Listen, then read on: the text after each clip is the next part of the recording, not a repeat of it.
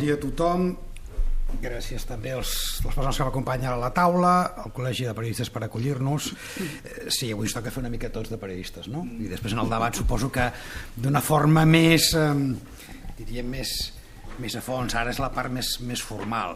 A mi em correspon, per obrir, presentar una persona que no necessita presentació. Això sempre és molt fàcil, el Ferran Tendini, que té una trajectòria prou coneguda i per tant només algunes dades, algunes potser que són més públiques i altres que m'agradaria posar en valor també per enfocar la seva primera intervenció i potser el debat, no? Alcaldessa de Calella, 2 legislatures ja. Ha de finalitzar. I n'hi haurà una tercera o un intent de tercera o no? Estoy en ello. Fase de reflexió. No ens deixen fer de periodistes, ho intentem, però... Bueno, alcaldessa de Calella, llarga experiència també al govern de la Generalitat, per tant coneix la política nacional, coneix la política de l'Estat, va estar al Senat com a portaveu adjunta del grup. Quantes legislatures? 2 legislatures, i per tant doncs, també algunes de les qüestions que ens planteja alcalde Zueu per reflexionar, que és aquesta dimensió i la diferència de visió respecte d'algunes realitats que es pot produir entre Catalunya i Madrid. Ella amb més autoritat en pot parlar, però també d'altres qüestions que tenim aquí plantejades, perquè diria que com a membre de la direcció del PDeCAT és l'encarregada de les relacions institucionals i de relació també amb la societat civil, partits polítics i entitats municipalistes. Tota aquesta dimensió comunicativa la té, i a més la Montserrat en el seu currículum deixa clar, no se n'avergoneix, jo li agraeixo que va cursar estudis de periodisme, no? I per tant aquesta visió dels dos costats també la té. I des d'aquesta visió polièdrica jo li agrairia que fes aquesta primera intervenció per obrir la taula.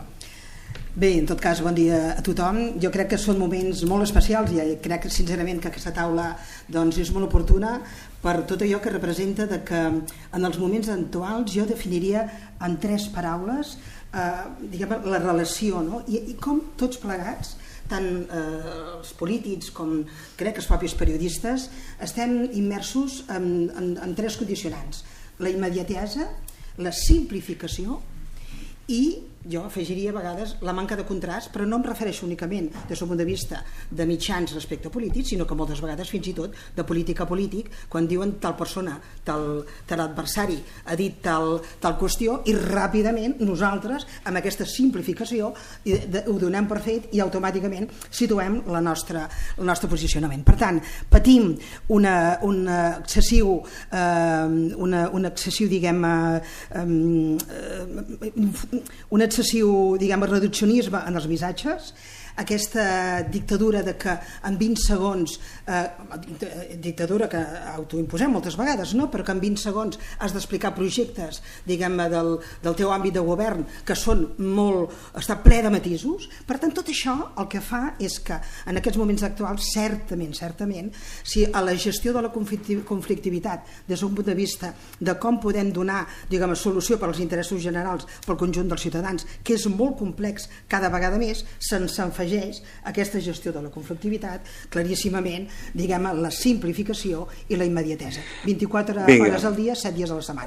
A modos de lead, per dir-ho així, perquè després hi haurà temps d'entrar en profundir algunes de les coses que ja la Montserrat ha comentat. Doncs gràcies, Eduard, bon dia i moltíssimes gràcies a tots per venir. Un dels debats que hem tingut abans d'entrar aquí era sobre els pàrquings, per tant, enhorabona als que heu trobat aparcament aquí a prop, i moltes gràcies per ser-hi, moltes gràcies alcalde Poneu per convidar-me. Jo introduiré a un polític que és metge i per tant parlaré d'una recepta. Jo em vaig autorreceptar ara fa poc que la meva etapa a l'altra banda del tauler fos curta, m'estic reincorporant al món del periodisme i aquest és un dels primers actes que faig com a tal, i és un goig fer-ho, i també haver d'introduir el Xavier Trias. Jo li dic l'alcalde, sempre que el veig li dic alcalde, tot i que clar, jo el Xavier Trias, que estic fatal de lo meu, perquè jo fa molts anys que segueixo la política, l'havia conegut amb altres barrets, perquè és evident que tots sabreu que a part que evidentment el Xavier Trias és metge, ell va ser conseller de Sanitat amb els governs del president Pujol, conseller de la presidència, va ser diputat a Madrid, i ara que estan de moda els paracaigudistes en la política municipal, ell ha fet una cosa, i va fer una cosa que crec que és d'aquelles que té premi en el món local, que és allò de persistir-hi, perquè ell va estar xupant banqueta, per dir-ho així, 2 legislatures, i va estar-hi des del 2003 fins al 2011, quan finalment doncs, va guanyar i per tant va ser alcalde del 2011 al 2015.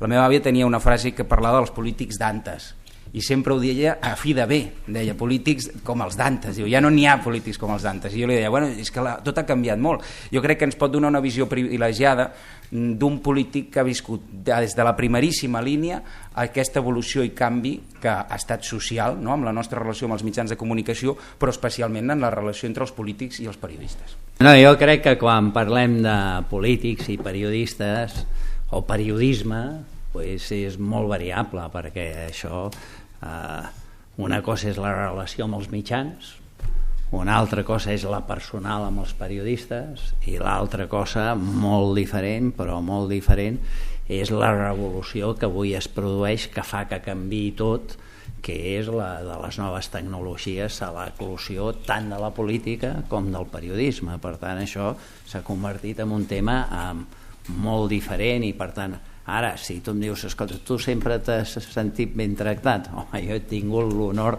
d'estar molt ben tractat pel diari Un Mundo, no? Durant un temps, escolta, m'he tingut 13 milions a Suïssa, bueno, he tingut les meves trifulques, i la veritat, pues, com en tots els llocs de periodisme, pues, tens grans professionals, i et trobes persones que actuen amb uns criteris diferents, que jo crec que són poc professionals, que jo crec que és gent que actua amb consignes o de partit o de tendències, i que jo crec que és molt trist i lamentable, i en alguns mitjans veiem situacions molt tristes. Cosa que no vol dir que els polítics siguem els bons, perquè Déu-n'hi-do. Va ser presidenta de l'Institut Català de les Dones, del Consell de Dones de Catalunya, diputada al Parlament a la 8a legislatura, el 2006. Concretament, jo vaig tenir força relació amb la Joana Ortega precisament arrel de la nova llei de la Corporació Catalana de Mitjans Audiovisuals, i ella em va ser la portaveu, i la recordo perfectament, 8, 9, 10, en la funció, diguem-ne, de portaveu del grup de Convergència i Unió al Parlament de Catalunya, en aquells divendres, un al mes, on es discutia precisament una de les coses que encara avui en dia se segueix discutint sobre la parcialitat o no, o imparcialitat dels professionals de la corporació. En definitiva, vicepresidenta del Govern de la Generalitat, titular del Departament de Governació a partir del 10 i fins l'any 15, i enmig, doncs, el que tots ja sabeu, darrerament la vam tornar a veure en els informatius perquè va haver de tornar a Madrid. I ella em comentava, la Joana em comentava, que al final, diguem-ne, de tot aquest procés ha estat una mica revelador de cara a veure que companys de viatge de cop i volta han deixat de ser companys de viatge, però no acaben d'oblidar-se de les persones que estaven en el viatge amb ells, no, Joana? Sí, no, efectivament. Primer de tot, agrair l'oportunitat de tornar a compartir taula, primer amb l'alcalde Trias i l'alcalde Candini, i després amb comunicadors com el Toni Aire, com el Rafael de Ribot i com l'Eduard Berraondo, no? I també per les vegades que he vingut i he pogut participar amb la meva condició de vicepresidenta en alguns esmorzars d'aquesta casa. Jo volia fer un incís perquè l'Eduard ha explicat molt bé que jo vaig tenir responsabilitats rellevants en 3 moments determinats. Jo vaig començar a fer política d'una manera totalment analògica.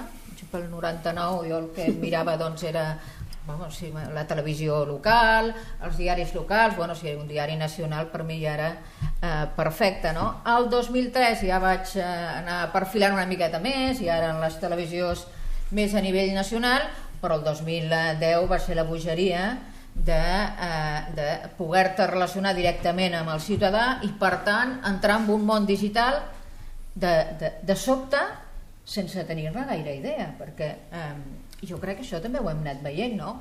Sobretot en el Twitter, en els polítics, ningú ens ha explicat gaire bé com va això del Twitter, i tens el perill de que si tens les mans ràpides doncs comets uns errors immensos.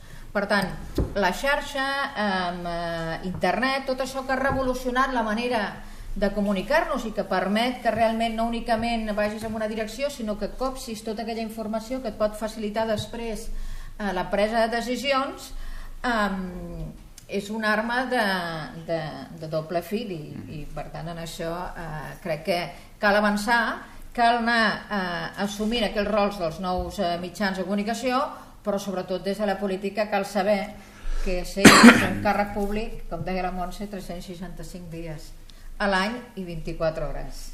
No t'he contestat el que em deies. Bueno, ho acostumem a fer, és allò del 20-80. Acabarà sortint al llarg de la xerrada. Perdona. Companys periodistes, jo ara m'agradaria que vosaltres dos també doneu la vostra opinió sobre una cosa i també els hi preguntarem amb ells tres. Una de les primeres coses que qualsevol estudiant de periodisme en l'època dels finals dels 70, que és quan neix Ciències de la Informació, tot aquest temps se'ls hi preguntava una cosa, que era: tu aniries a treballar a qualsevol mitjà de comunicació? I estic parlant dels anys 80, segurament no n'hi havia tants, i la majoria de gent ja, no sé si s'avançava una mica el que està la precarietat laboral d'aquest món del periodisme, deia, escolta'm, a mi, encara que sóc d'esquerres, jo si em fitxa El Mundo, me'n vaig a treballar al Mundo. Era una mica la resposta més habitual. Després hi havia el, diguem-ne, més activista que no. Què us sembla? Ha canviat molt aquest concepte d'oportunitat laboral, sentir-se identificat amb l'empresa en la qual tu acabes fent la professió vocacional que és el periodisme? On volen anar a treballar em miren així i diu, jo encara no sé si vull treballar de periodista, estic aquí i encara no sé ben bé què vull fer a la vida, i superant una certa distància. Per tant, aquesta idea d'implicació jo crec que a la gent jove, respecte de la professió i respecte de l'àmbit públic, el tenen molt ajornat en el seu desenvolupament vital. Però si entenc bé la teva pregunta, i jo crec que és una de les qüestions fonamentals, és veritat que el periodisme no ha estat aliè a la confrontació a la política. Val? A veure, també sense situar-nos gaire acadèmicament, el periodisme independent és un objectiu de la segona meitat del segle XX. Si el periodisme neix amb les seves servituds, el periodisme de partit que coneixem a Catalunya a principi del segle XX, des d'una militància absoluta. Aquesta idea, només des dels errors del terrible segle XX, en un moment determinat vam dir, escolti, aquesta idea de que els poders es controlin entre si és un objectiu compartit per tots. I per tant comencem a crear aquest nou espai d'aquest periodisme. Primer em van intentar dir objectiu, després van dir que això de l'objectivitat potser era també en si mateix un mite, però sí vinculat a una independència professional que posava el teu primer compromís amb la ciutadania i ni amb l'empresa ni amb els principis editorials de la pròpia empresa, no? Clar, una de les coses que poden estar passant ara, i ja no cal introduir-se molt teòricament, sinó senzillament fer una observació de la realitat, és que haguem tornat a la premsa de partit. I això, la primera qüestió és que els que caiem són els periodistes, a mi em sap greu dir-ho en aquesta casa, però a vegades quan els periodistes de Madrid parlen, això, la TV3 ja sap el que fan, on aquí fem el mateix dient, això ho diu la premsa de Madrid, i ja és una desqualificació a la major, estem inutilitzant la funció del periodisme des d'aquesta idea de responsabilitat respecte a la societat i només com a propagador d'un determinat tipus d'interessos, més o menys directes, però que ja sabem on juguem cada un. Per tant, aquí hi ha un primer element que jo crec que efectivament pot haver transitat. Podem dir que les explicacions són moltes, diverses, parlarem de l'excepcionalitat del país, parlarem de moltes, però si anem a la funció que ha de cobrir cadascú en els rols que li corresponen, és veritat que des del periodisme hauríem de reflexionar si no hem fet un pas enrere. Jo lliganto una mica amb el que deia en Rafael, segurament no és tant premsa de partit que cada vegada tenim més, sinó premsa de trinxeres. Passa una cosa amb les xarxes que està molt bé, que és la socialització de la informació, la possibilitat de que hi hagi més veus, però com tota la vida tot té un revers. Una part d'això, què ha fet les xarxes o què han accentuat les xarxes? Que la gent cada vegada més vol llegir coses que el refermin amb la seva idea, amb la seva opinió, i per tant ara tens moltes més opcions, un ventall molt més variat a través de les xarxes on tu bàsicament pots rebre inputs, sobretot que et reforcin allò que tu dius. Per tant, què fas cada vegada més? Online tens més mitjans de comunicació que van en vena a un públic determinat, a dir unes coses determinades amb un frame determinat. Això supera en certa manera els mitjans tradicionals i les seves fronteres. Jo tinc una anècdota ràpida. Jo, quan feia classes de periodisme a la Blanquerna, ara faig a la Pompeu Fabra, jo els demanava als alumnes d'un seminari, érem 15 persones, que havien d'entrar a classe amb un sol conduït, que era un diari. Era classe de periodisme. Quan jo ho deia el primer dia, les cares d'astorament eren tremendes. de gent que havia d'acabar treballant de periodista. I jo els deia, si vosaltres sou els primers que no, allò de comprar un diari us sembla una cosa bàrbara, 3 dies a la setmana, tampoc era un drama, i que podia costar €1,5, és a dir, això estem parlant de fa uns quants anys.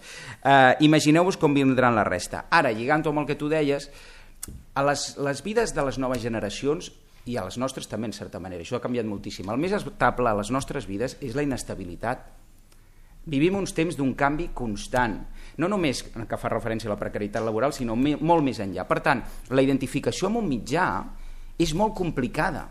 Amb què s'identifiquen avui en dia, per exemple, molts joves? Més que en un mitjà de comunicació, amb uns referents personals, amb uns periodistes, amb uns influencers, moltes vegades, no? Això que et trobes a les xarxes socials.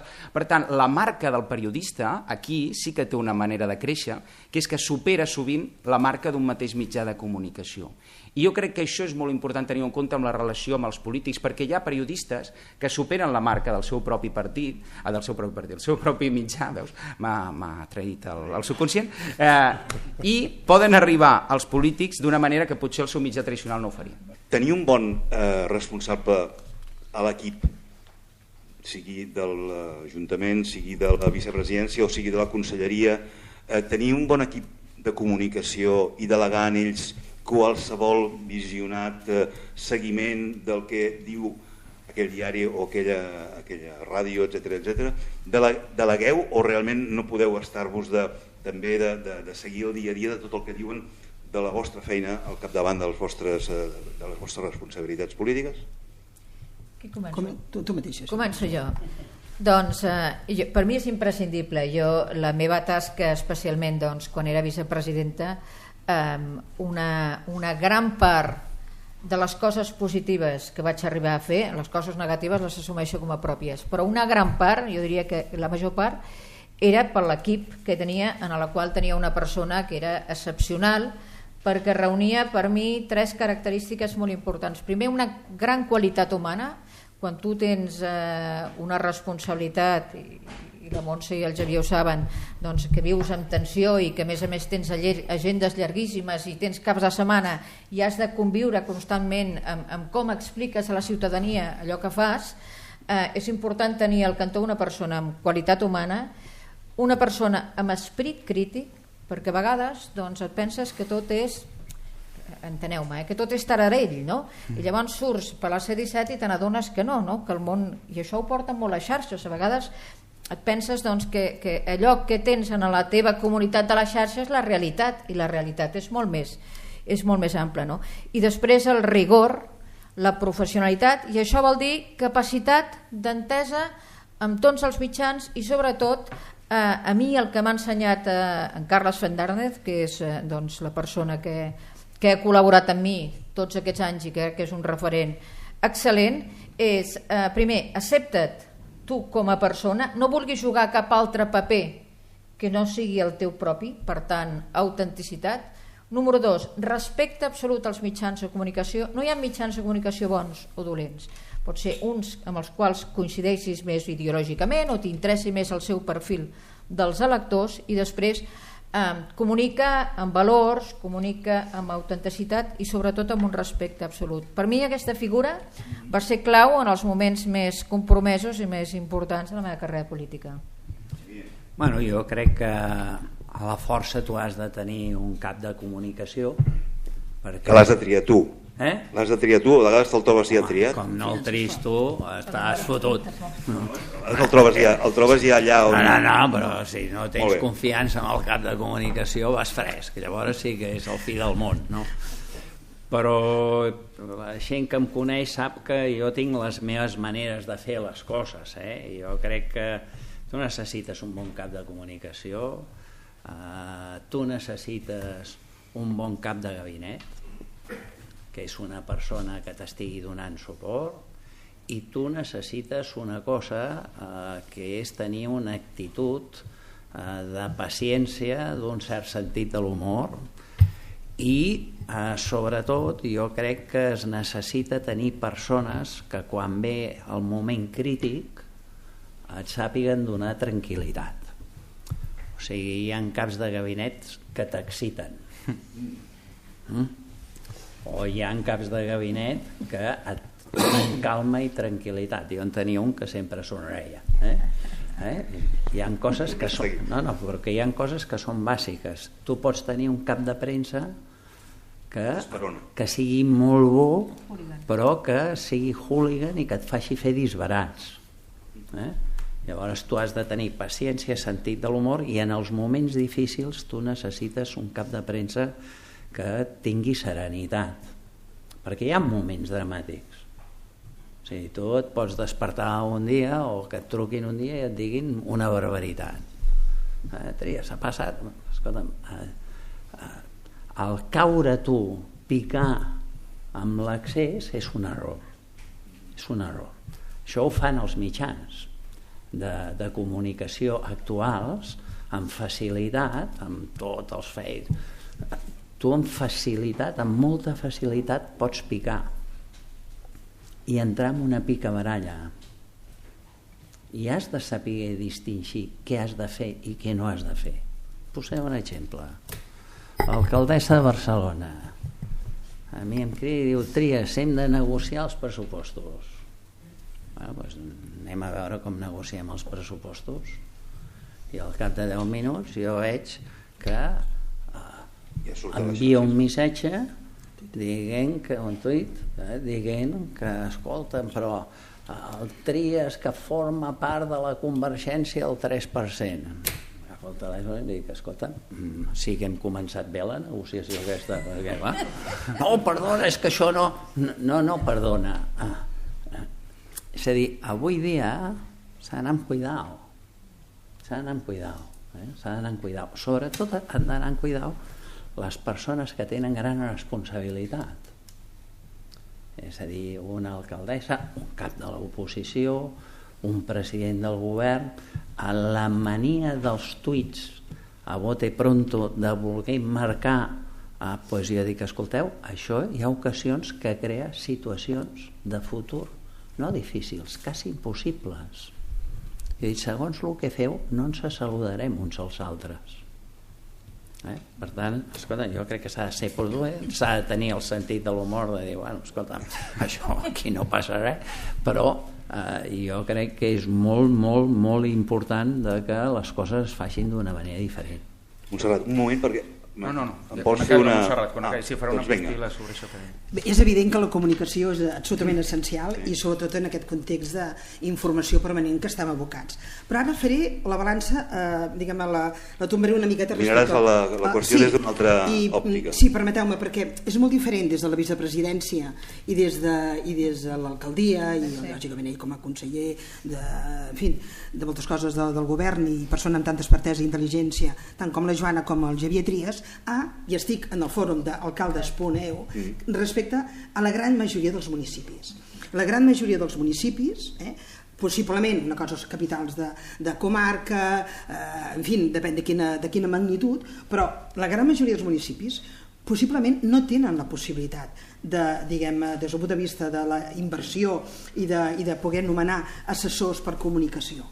En un context de crisi d'aquests 7-8 anys últims, en el qual no es podia incrementar el capítol 1, etc. Això vas a poder fer periodisme tu. Però em refereixo que en el fòrum que estem parlant avui potser posem alerta amb això també, de que és tan necessària la comunicació, sigui qui sigui en l'àmbit de la institució i sigui quina sigui la grandària, com la responsabilitat que tens a l'hora de donar respostes a les necessitats dels conciutadans.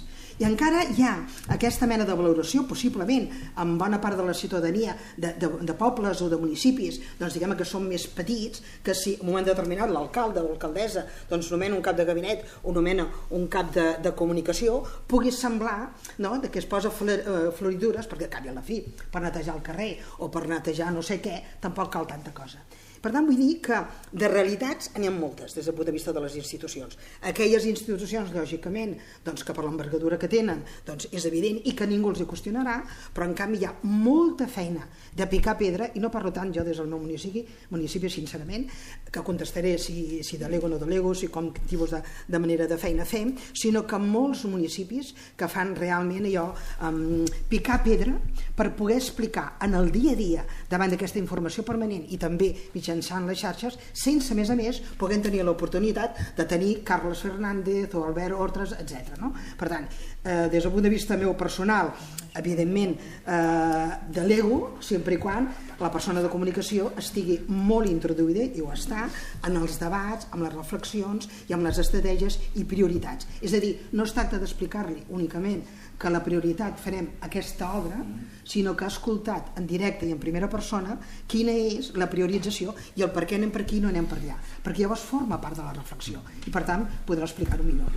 Sí, baixant-ho ara que deia la Montserrat això de l'obra, baixant-ho a peu d'obra, jo volia dir una cosa que m'ha semblat molt interessant que apuntava el Xavier Trias a propòsit de la paciència i el sentit de l'humor. Jo li afegiria un altre, que seria el sentit comú, que sovint és el menys comú dels sentits, però hi ha una cosa que és posar les coses a lloc i assumir tothom el seu rol i el seu paper. Ho dic pel següent, i jo crec que això serveix per tothom i serveix a tots els nivells de l'administració i a tots els nivells d'alcalde, siguin de ciutat gran, petita, X, no?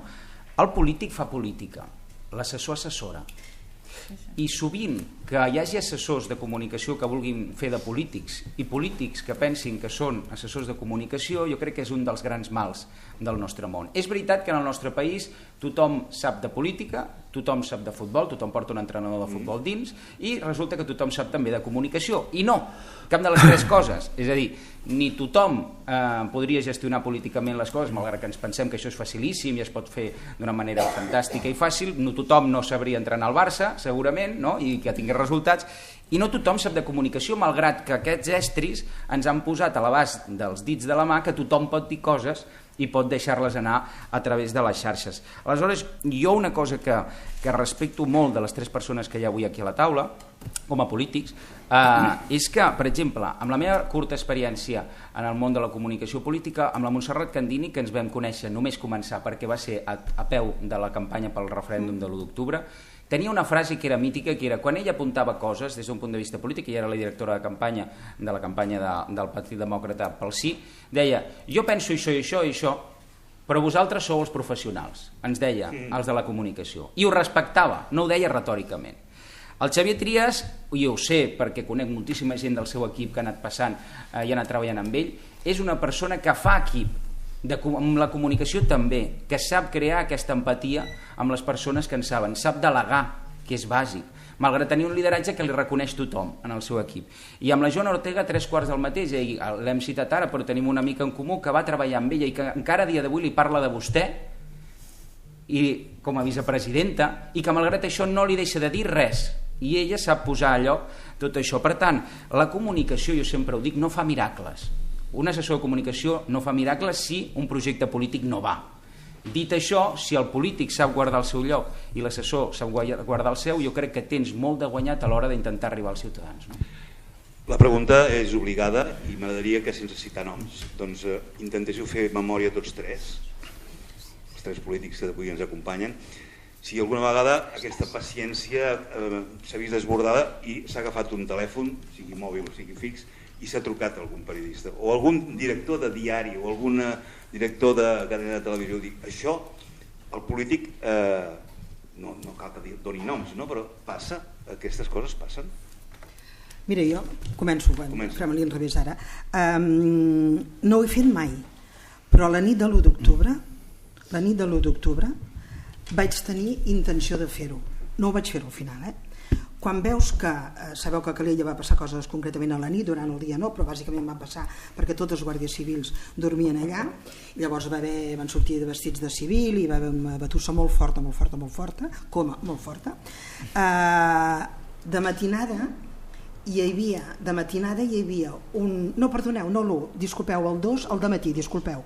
El dia 2 al dematí jo ja veig un teletip d'un mitjà de comunicació força important en el qual diu que jo ja havia anat a parlar amb els propietaris dels hotels perquè se n'anessin. Això és fals. Era tan fals que jo sabia que les conseqüències podien ser molt greus ja, perquè s'ha de viure en directe quan passen coses molt greus. I aquell dia tots estaven molt tensionats, però quan un és alcalde o alcaldessa en aquells dies és molt complicat.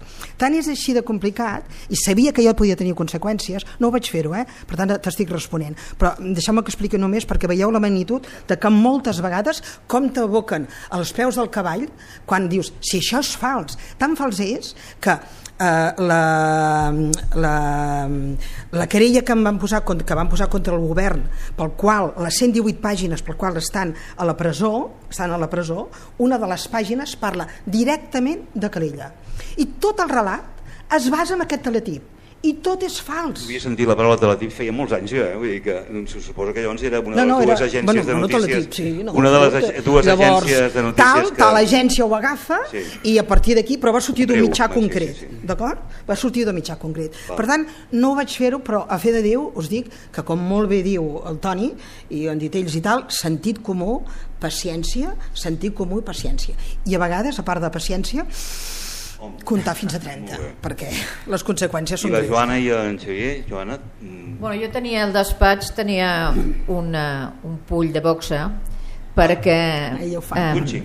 Sí, jo de quan en quan, abans més que ara, doncs feia aquest esport que m'ha anat molt bé. Però no era de full contact, això que feies? Kickboxing, sí. I aleshores tenia un petit... Però ho feies amb el Carles de Sparring o no? No.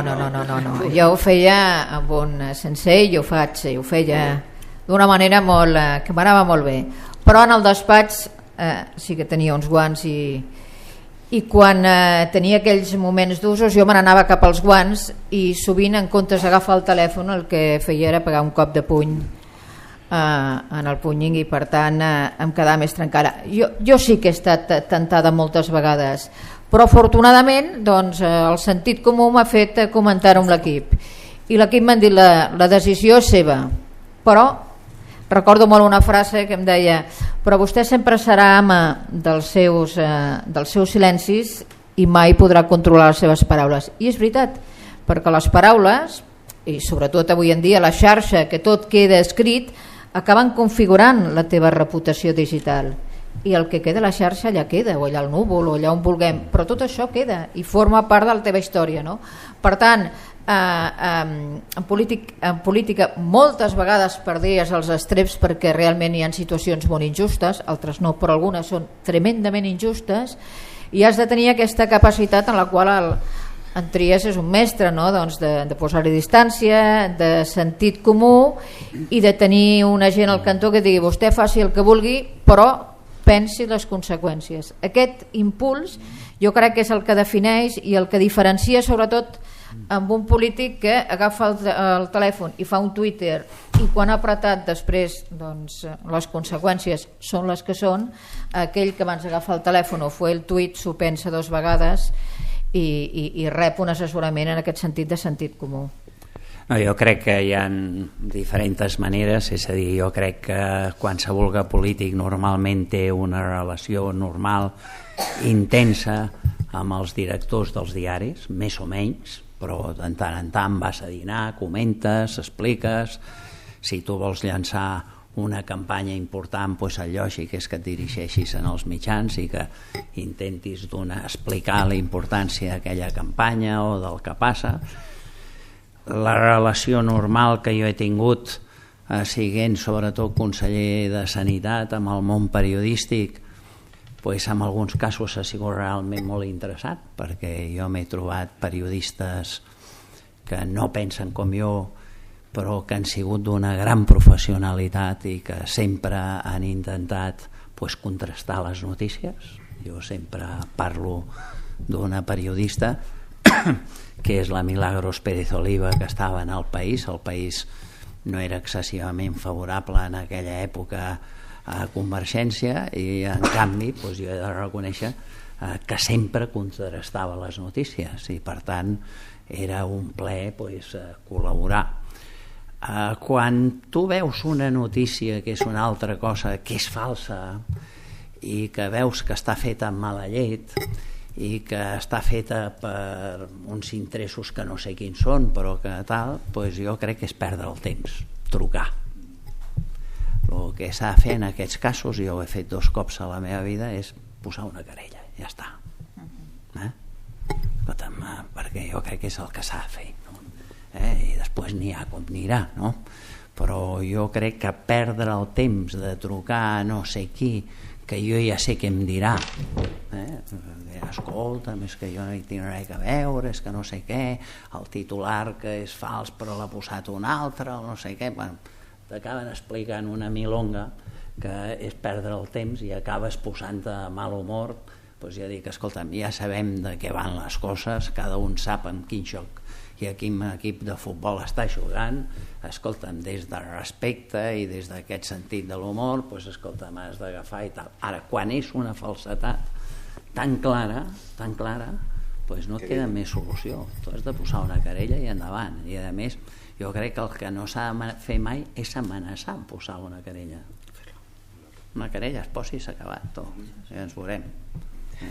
Rafael. Sí. Per cert, el Rafael, a l'època d'informatius de Televisió de Catalunya, suposo que això que hi ha molta gent dona per fet, no? Que hi ha una espècie d'interlocució permanent, fluida entre govern i informatius d'aquesta que diu una doctrina, no?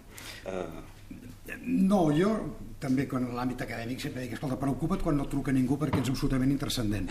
Però sí, esclar, quan ningú es preocupa del que publiques o el que dius, el que tens un problema ets tu perquè no tens cap influència. El govern truca, igual que truquen tots els partits, les empreses, els seus interessos comercials, els sectors, perquè lògicament allò que forma part del públic té interessos capil·lars i la gent vol influir d'una determinada manera, i això em sembla és que és el més lògic si sabem quin és el rol de cada un, i per tant des d'aquest punt de vista escolti, el periodisme compleix una funció que va més enllà de la legítima de guanyar diners, fer negocis, una funció social que, en fi, que els legisladors després ens van treure, és curiós, I això, aquesta funció social exercida pels mitjans de comunicació privats ens la van encarregar l'última llei audiovisual, la qual cosa jo crec que és una pèrdua de saber quin és el rol de cadascú, perquè al final jo no vull que un polític se'm posi el telèfon per ser jo qui soc, ni jo el tracto un vell millor o pitjor per allà com cau. És a dir, la nostra legitimitat o ens ve d'origen, perquè si esperem que ens vingui d'acció el tenim molt malament. És a dir, jo el respecto perquè ell és un càrrec electe i ell teòricament compleix unes regles del joc perquè jo represento a una determinada comunitat. El que passa és que això s'està acabant. S'està acabant en l'àmbit, com dèiem, legislatiu, algú es va encarregar de començar a eliminar-ho, i s'està acabant amb una idea, i si m'ho permeteu, per entrar una mica provocativament al fons d'algunes qüestions, perquè els periodistes es volen carregar el periodisme. Però els polítics volen carregar el periodisme. Anava a dir, això ja és molt original. També aquells que ho fan a través de les xarxes. El concepte de desintermediació que s'està imposant, la voluntat última és carregar-se el periodisme. És a dir, això ho veiem de forma molt directa. Donald Trump, ja està, surt a la tele, a l'ABC són els dolents, a la Fox són els dolents, i a més, a vegades fins i tot tendim a donar-li la raó, el qual ens hauríem de pensar dues vegades, si els hi hem de donar la raó tan ràpidament. I això, diem, això és el Trump perquè és un personatge. Però en el fons, no només allò que diem, que també ho diem, quan els polítics s'amaguen amb allò de no, jo no llegeixo els diaris. Heu vist el Marca d'avui, té molta gràcia, no? Allò que van fer, van posar aquell anunci, això és pel senyor Rajoy, demà que miri, i avui surt els de la Sexta dient si vol, a veure si ens aconsegueix una entrevista, no? Ja que només mira el Marca, la política s'ha acostumat a dir que no mira els diaris, com si fos una legitimitat per l'acció que fem. No, és perquè som gestors del debat públic. Doncs més enllà d'aquestes coses més evidents, n'hi ha unes que són molt més subtils, però que pretenen això, és a dir, desintermediar la informació. Allò que està fent la política, des de les xarxes socials, és voler eliminar el periodisme. I ho ha dit molta gent. Jo, preparant això, intentava buscar l'origen i ho ha dit tanta gent que soc incapaç, però sense periodisme no hi ha democràcia. No n'hi ha. I buscar l'origen, com que ho ha dit tanta gent, però ho ha dit Nacions Unides moltes vegades, i qualsevol polític, jo crec que algú dels que està aquí també ho ha dit, si l'inviten a un acte, també ho diu, però després no sé si exerceix aquesta realitat, perquè la informació periodística té dues característiques, ja del Xavier Trias, és el contrast i la contextualització. I això és fonamental perquè aquest model que tenim més o menys imperfecte en un estat d'equilibri funcioni, i això serveix a tots els extractes. El Serrat molt acertadament ho posava a l'extracte del petit municipi a través del model de comunitat el més gran. M'estic allargant i acabo. No, cavi. No, és que li volia acabar un viatge amb tot el carinyo que li tinc al Toni. Llavors te'l recullo. Correcte, perquè això no només està amb la desintermediació, sinó amb la utilització dels equips de comunicació per crear una barrera entre l'emissor i el receptor, entre la política i el periodisme, entre la institució i el... És a dir, hauria de ser una activació del missatge i en canvi... De tota manera estàs generalitzant, parles dels polítics que es volen carregar el periodisme, i tota generalització de vegades fa una mica... Els presents no, Ja. Els presents són exceptes. I amics i familiars. Aquest és el problema de les generalitzacions sempre, també passa amb els equips de comunicació, no tots fan aquesta barrera, jo diria afortunadament. És a dir, moltes vegades, i jo crec que una de les funcions que jo he viscut que s'ha de fer molt sovint és la de morosir relacions precisament entre dos mons que de vegades, com deia el reggaeton, no és amor, és una obsessió. És a dir, el món entre els periodistes polítics, periodistes, de vegades no saps qui té més l'obsessió amb qui. I és veritat que hem arribat a un moment amb el que amb els reculls de premsa, les transcripcions de tertúlies, de tal, ja els polítics molt sovint estan massa pendents del que diuen els mitjans i evidentment els mitjans tenen una obsessió amb el món polític perquè, diguem-ho tot, és a dir, el conflicte que dona la política ven. I al final estem amb això. Hi ha un sociòleg, en John B. Thompson, que va escriure un llibre en temps del Bill Clinton que parlava d'això, de l'escàndol en política com una de les grans fonts de retroalimentació dels mitjans de comunicació a la nostra societat. Baixar una mica el llistó, jo diria que hi havia una pel·lícula fa uns anys que protagonitzava la Verónica Forqué i el Jorge Sanz que es deia ¿Por qué lo llaman amor cuando quieren decir sexo? Llavors, jo de vegades la relació entre polítics i periodistes la veig així, no d'existir una love story, perquè saps que aquí hi ha una transacció, hi ha un interès mutu força crematístic. Això sí, hi ha una qüestió bàsica, i aquí lligo amb el que hi ha l'alcalde Trias i el Rafael de Ribot, hi ha una qüestió bàsica que és el respecte. El respecte que passa per dues coses. Primer, el respecte amb els altres ha de passar per un respecte per tu mateix, que això crec que implica una professionalitat i com m'apuntava el Rafael, també una aplicació del que és el bàsic pel periodista, que és jo tenia un professor a la facultat que era l'Albert Saez que ens va dir ja el primer dia de classe escolteu, traieu-vos del cap això de l'objectivitat, no existeix, sou subjectes i per tant sou subjectius, ara sí, com a periodistes sempre haureu d'intentar treballar amb professionalitat, que això vol dir bàsicament exhaustivitat i rigor. Si vosaltres sou exhaustius i per tant el que deia el Trias i la Milagros, a tu t'arriba una cosa i superes el teu prejudici, malgrat això vas a les dades i ets exhaustiu amb les dades i busques i contrastes rigor, amb això tens una gran oportunitat de ser un bon professional. Si ets un bon professional tens més respecte per tu mateix i el podràs tenir pels altres. I jo crec que això és el que en certa manera s'ha perdut bastant en la relació entre polítics i periodistes. Un respecte primer per un mateix, el rol d'un mateix, i després amb la seva relació amb els altres. Jo crec que una de les coses bàsiques amb tot això és fer-ho professionalment, perquè si no després el mal ja està fet. El Xavier Trias deia, i si no poses una querella? Sí, però el periodista hauria de pensar abans d'això de dir no, és que igual em posa una querella, no pensis només en això, pensa que segons el que tu facis el mal després ja està fet. És a dir, el Xavier Trias va haver de posar una querella, però segurament si el periodista hagués fet la seva funció no només s'hagués estalviat que li caigués una querella al damunt, a ell o al mitjà, sinó que hagués estalviat fer un mal segurament irreparable a una persona que és un polític però que també és persona.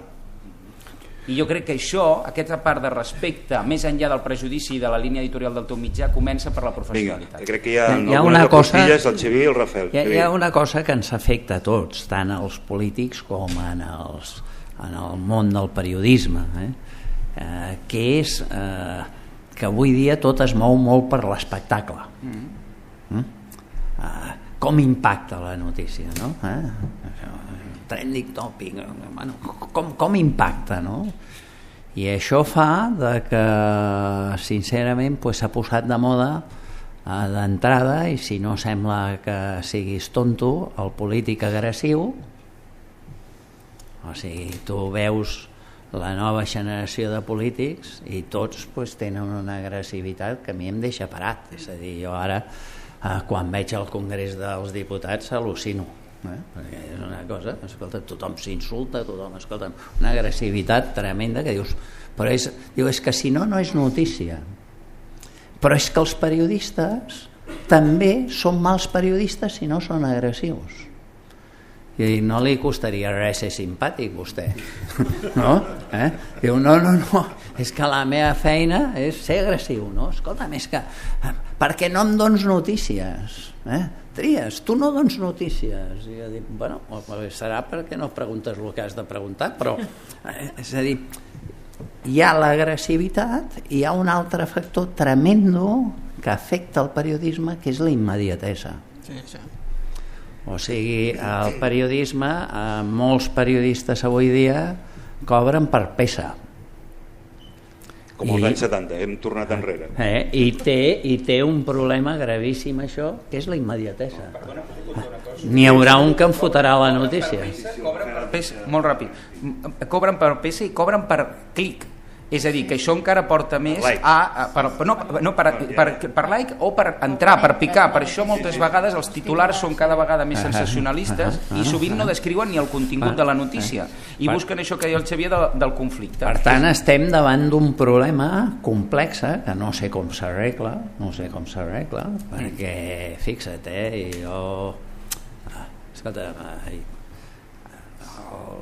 el meu cap de premsa sap que en molts casos no li faig cas, perquè jo dic, no, escolta'm, jo tinc una manera de fer que és la meva, i si no la gent no em coneixerà, no?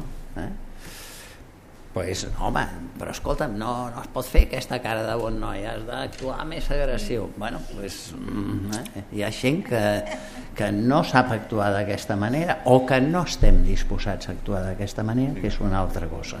Ara sí, Rafael, vinga. No, digues la teva. Algunes idees.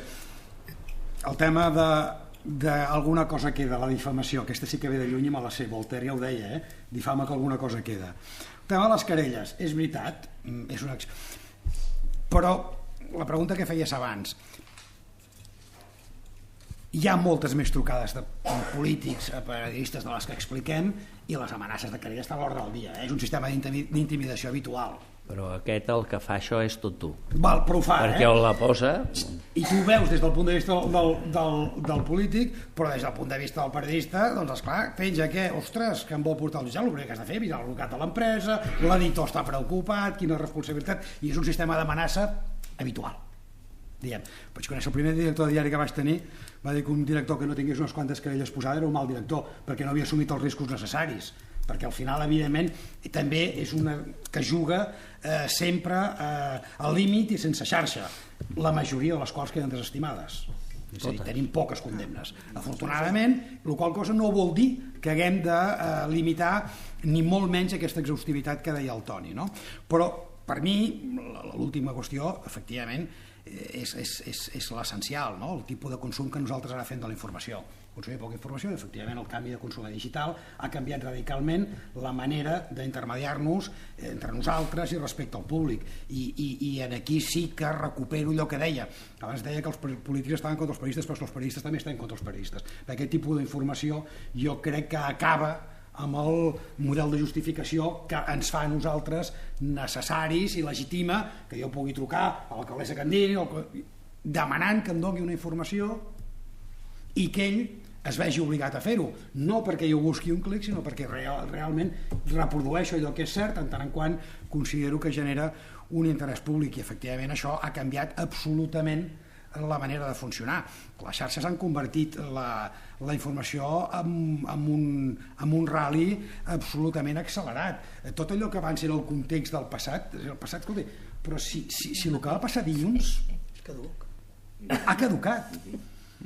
En la informació política, a més, basada en les declaracions, com que les contradiccions estan a l'ordre del dia, la contextualització no té cap sentit. Si això ho apliquéssim a la negociació pressupostària en aquests moments, és que ens tornaríem bojos. Jo em quedaria amb una frase que ha fet en Xavier, de dir, escolta, el meu cap de premsa, no? El meu cap de comunicació, em diu no sé què, i jo dic, bueno, escolta, jo tinc un tarannà, tinc una manera de fer, i tal. Jo crec que això és per tots els àmbits, periodistes i polítics. Hem de saber si volem seguir sent nosaltres, o caure en el parany, no? D'aquest bucle constant d'immediatesa, de conflicte, de sobreactuació, d'espectacle, que fa que cada vegada tot sigui més prim. Cada vegada tot sigui més prim. Per tant, jo crec que amb això sí que ens hem de conjurar tots plegats per intentar, que és evident la immediatesa, ho he dit al començament de tot, que són 24 hores al dia, 7 dies a la setmana, 365 dies a l'any, i que tothom cada vegada vol una informació ràpida, malgrat que al cap de 2 minuts pot quedar caduca per aquesta mena, diguem-ne, d'excitació global que portem.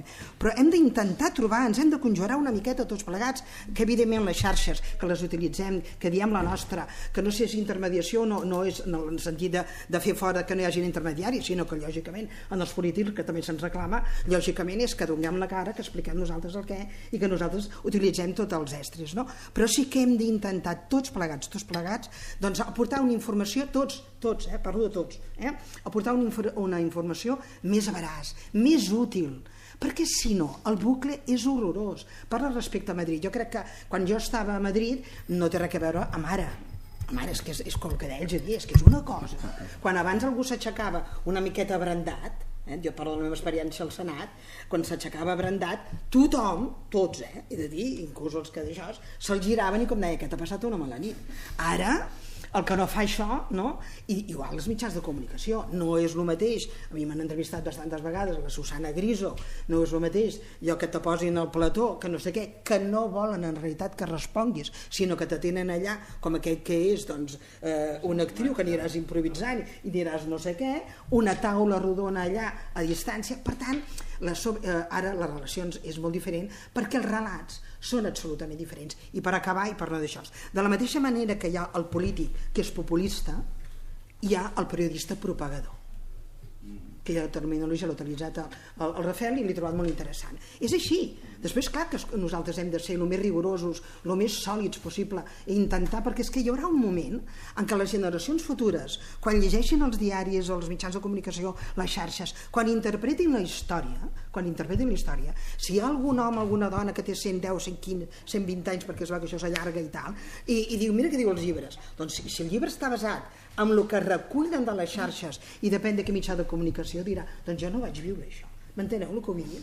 Tots plegats som responsables tots de que en el nostre tarannà del dia a dia estem escrivint la història també, no per actituds individuals, sinó del relat i de l'explicació i de la informació que donem. Per tant, som molt responsables. Intentem conjurar-nos per aportar més informació veraç i útil tots plegats. Sí, Joan, com vulgueu. Bueno, jo crec que tenim un problema molt gros, jo crec, perquè nosaltres hem viscut una època en què el periodisme, i al parlar en periodisme parlo de les empreses periodístiques, pues tenien una línia. Tu sabies que llegies un diari, un altre, o tu sabies que hi havia una línia editorial, que jo crec que és important que els diaris tinguin una línia editorial. No en soc contrari, tot el contrari. Jo crec que és important que un sàpiga que si un compra això doncs té aquesta línia editorial i això és positiu. El que jo crec que això ara s'ha trencat bastant en un sentit. És evident que hi ha unes línies editorials que són tan fortes que volen manar el país. O sigui, aquí hi ha un intent d'apropiar-se del país. I per tant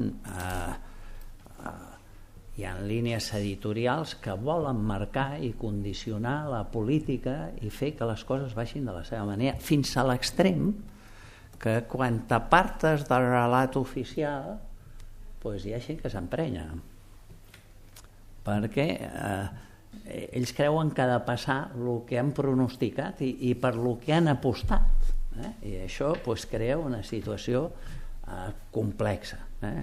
Si això li sumem les tertúlies, que jo crec que generen una gran desorientació, perquè a les tertúlies s'acaba explicant que hi porta gent independent, i és la mentida més grossa de la història. Això no va de gent independent. Hi ha una compensació perquè l'espectacle és la baralla, encara que porti gent sensata. Pots portar gent sensata, que és veritat que ho sou i que doneu una imatge d'una certa tranquil·litat, però en aquest mitjà de comunicació el que li va bé és la picabaralla, i això fa entendre que gent que és propietària d'un mitjà de comunicació molt de dretes pot acabar fent una televisió que faci que guanyi el Pablo Iglesias. És al·lucinant. I tu dius, escolta, com pot ser això? Perquè és negoci. Perquè el que li importa a aquest empresari no és tant la ideologia, que sí que li importa, perquè ell ja se fa el seu mitjà, però el que li importa és crear un periodisme espectacle.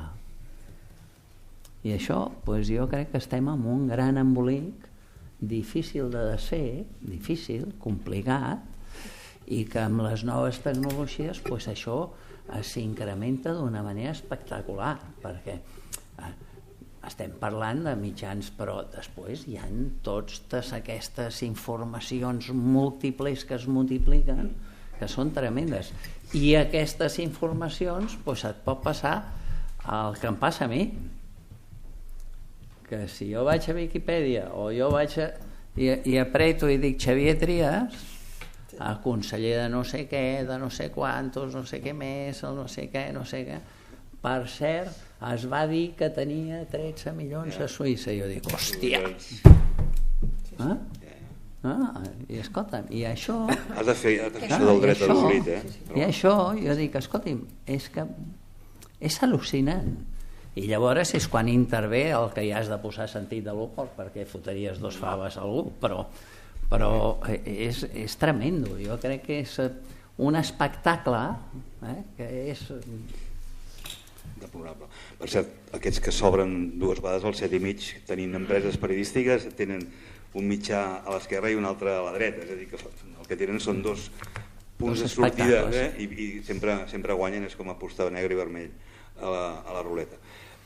Joana, i ens anem, si teniu alguna pregunta. Joana, molt bé, doncs, ràpidament, en aquest tot per l'audiència que deia en Xavier, hi han entrat polítics i periodistes, perquè el debat de les idees s'ha acabat. Ara el debat és el de la destrucció personal de l'adversari i a més, si d'això en faig un show televisat, doncs benvingut. Ahir ho vèiem jo vaig veure que en el Congrés hi havia una intervenció que no va estar gens afortunada, la Dolors Montserrat, que jo crec que, i allò es va fer viral i tal, tothom pot tenir un mal dia, aquesta noia en té més d'un, però de tota manera és que això fa mal a tota la política, és una barbaritat.